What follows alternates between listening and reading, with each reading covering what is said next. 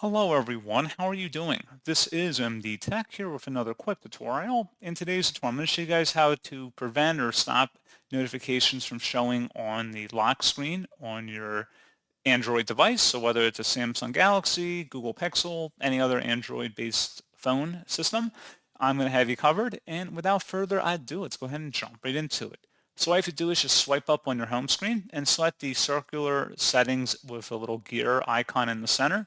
Go ahead and select that. And then you want to scroll down underneath display and touch. Go ahead and select that. Underneath lock display, select lock screen. And then there should be a privacy button up at the top. Go ahead and select that. So if you want to prevent notifications from showing, select the second option. Otherwise, you can select the first option to show all notification content. So we're going to go ahead and disable it for today's tutorial. So I'm going to select the don't show notifications at all. And that's pretty much it.